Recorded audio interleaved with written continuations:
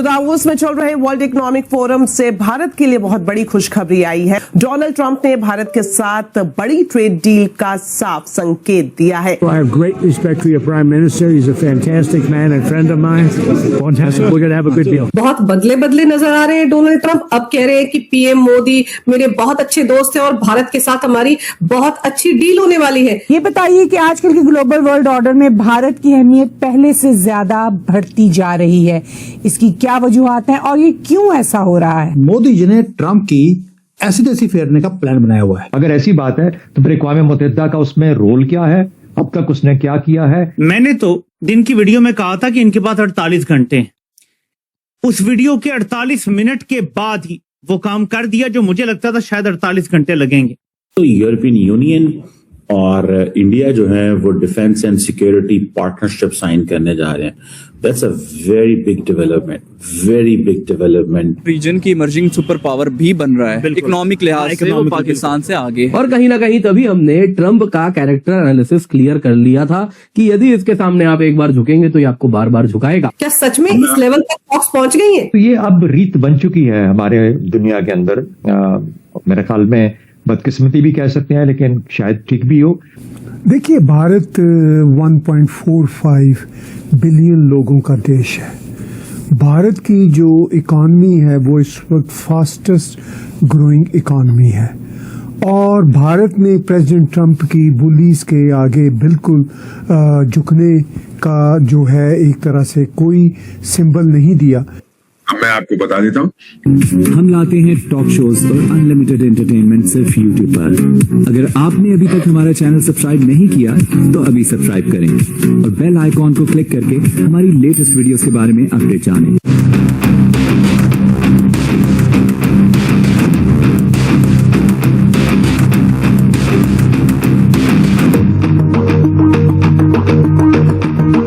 की दुनिया में अगर कोई देश हर बड़ी ग्लोबल टेबल पर मजबूती से बैठा दिख रहा है तो वो है भारत। चाहे सप्लाई चेन की बात हो, चाहे टेक्नोलॉजी की बात हो या फिर चीन को बैलेंस करने की रणनीति, हर जगह भारत अब ऑप्शन नहीं जरूरत बन चुका है। और इसी भारत की ताकत का असर दिखा स्विट्जरलैंड के दावोस में, जहां अमेरिकी राष्ट्रपति डोनाल्ड ट्रंप मंच पर आए और बिना भारत, बिना मोदी का नाम लिए एक कदम भी आगे नहीं बढ़ पाए। इसका मतलब ये है कि दुनिया को महसूस हो रहा है कि भारत न सिर्फ एक सुपर पावर बन चुका है बल्कि भारत दुनिया की फास्टेस्ट ग्रोइंग इकॉनमी है और एक बहुत ही अजीम सिविलाइजेशन है। देखिए, अगर भारत की हम इकॉनमी की बात करें तो चौथे नंबर पर दुनिया की है। डोनाल्ड ट्रंप धंधे वाला है, बिजनेसमैन है। जहां उसका पर्सनल फायदा होता है, चाहे क्रिप्टो करेंसी में है, चाहे इधर है उधर है, वो तो शैतान को भी अपना डार्लिंग बना के अपना पैसा बनाएगा। दूसरी चीज जो है डोनाल्ड ट्रंप के बारे में, क्योंकि धंधे वाला है, वो देख रहा है कि मार्केट कहाँ है। वो चाहता है कि दुनिया की सारी फैक्ट्री जो पहले अमेरिका में होती थी, अमेरिका में बहुत प्रोडक्शन होता था, वो चीन चले गए, कोई इधर चला गया, कोई इधर चला गया, वो वापस आ जाए। अगर वापस आ जाए, आज जो सामान बनाएंगे खरीदेगा कौन? चीन तो खरीदेगा नहीं, यूरोप के पास पैसे नहीं है, रूस ने आपको झापड़ मार के बाहर निकाल दिया, बचता है भारत। वो भारत की उभरती हुई आर्थिक ताकत को देखता है और इसीलिए ये चीजें कह रहा है। बीच में कभी कभी कुछ गलत बात भी कह देता है, कुछ और कह देता है, लेकिन एक चीज आपने नोटिस की होगी बेटा, हम कभी जवाब नहीं देते। हम तो चाणक्य की संतान है, बड़े मैच्योर डिप्लोमेट्स हैं। कह रहा है तो कहने तो मेरा क्या जाता है। अगर वो मुझे मेरे मुंह पे या पीठ पे कुछ कह रहा है तो वो मुझ पे उसका असर नहीं पड़ता है, वो मुझे बुरा नहीं दिखाता। अगर कोई मेरी आलोचना मेरे सामने करता है तो मेरे को बुरा नहीं दिखाता है, वो उसको बुरा दिखाता है जो आलोचना कर रहा है। तो ये चीज हम जानते हैं बड़ी अच्छी तरह, हम जवाब नहीं देते। तो अब ट्रंप को मालूम है और ये डील हो जाएगी अगले महीने, नो क्वेश्चन अबाउट इट। हमारे मंत्री यही कहते रहे हैं, हमारे सारे लोग ये कहते रहे हैं। बस 2-3 चीजें और थी जिनको हमने थोड़ी डिस्कशन करनी थी, वो चल रही है, वो हो जाएगा, कोई दिक्कत नहीं है।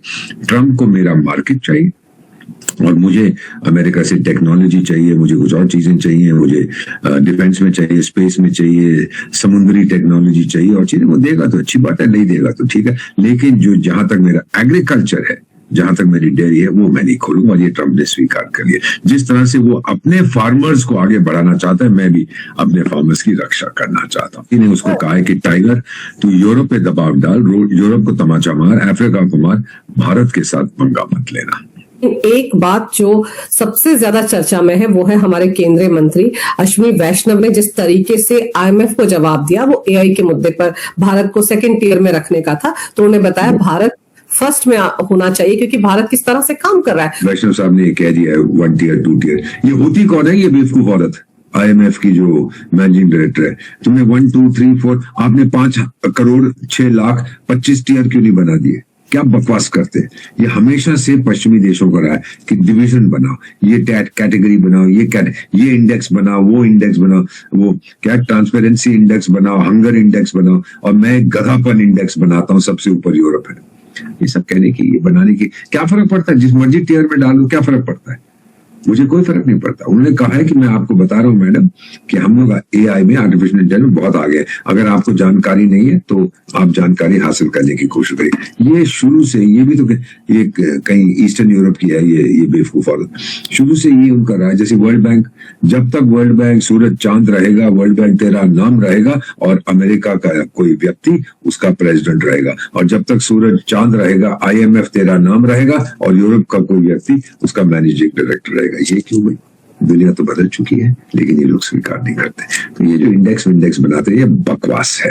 सब अपने मन में आया तो ये बना दिया, कल दूसरा बना देंगे, परसों कोई और बना देंगे। अभी रेलवे इंडेक्स आएगा, अभी ट्रांसपोर्ट इंडेक्स आएगा, अभी एयर इंडेक्स आएगा, अभी हैप्पीनेस इंडेक्स भी चलता है, अभी सैडनेस इंडेक्स आएगा। बनाते जाओ, बाकी फर्क पड़ रहा है। सो बेसिक इशू इज हम लोगों को ज्यादा इसके ऊपर ध्यान नहीं देना चाहिए। दुनिया जानती है AI में हम कहाँ पहुंच गए हैं। जो लोग, अगर मैं तो बड़ा खुश होता अगर ये 3 की बजाय 300 बनाती और हमें कहती हम 300 वाले में हैं। सारी दुनिया दौड़ी आती है, यहाँ तो बहुत पैसा बनेगा अगर इन्वेस्ट करें, आ जाओ।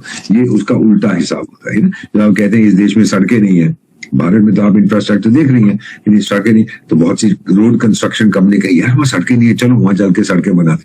आए थे जब मैं स्पेन में आपका उपराजदूत था, बहुत से आते थे यार आपका इंफ्रास्ट्रक्चर बने। यहाँ के देखते कहते तौबा, आपके पास तो सब कुछ है, हम क्यों आए यहाँ पर? तो ये भी चीजें बड़ी मजेदार होती है। दुनिया खेल तमाशा, घड़ी में तोला, घड़ी में माशा। इंडेक्स की बात आपने छेड़ी, सच में अचानक से हंगर इंडेक्स आ जाता है। अभी पिछले हफ्ते आया था, जिसमें आप सोचिए बांग्लादेश और पाकिस्तान भी हमसे ऊपर था। सोमालिया जिसके पास खाने को नहीं है, बच्चे भूखे मरते हैं, वो भी हमसे ऊपर है। क्या फर्क? गाजा हमसे ऊपर है। ये कहने दो लोग, ये आपका मनोबल तोड़ना चाहते हैं। और ये देख रहे हैं भारत की जो तरक्की है ना, मैं आपको बताता हूं, ये एक प्रोसेस है।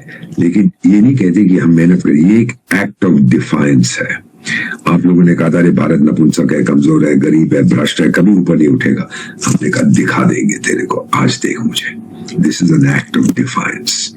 ये इनको गवारा नहीं पड़ता, इनको पछता। ट्रेड का सवाल नहीं है, बल्कि प्रिंसिपल ऑफ अलायंस, रिस्पेक्ट और डिप्लोमेटिक प्रोटोकॉल का बड़ा सवाल निकल कर आता है। तो आपको ये वीडियो कैसा लगा कमेंट बॉक्स में जरूर लिखिए। इस वीडियो को लाइक कीजिए, शेयर कीजिए, सब्सक्राइब करना ना भूलिए आपके चैनल EFC.Z को। मिलते हैं अगली वीडियो में। जय हिंद।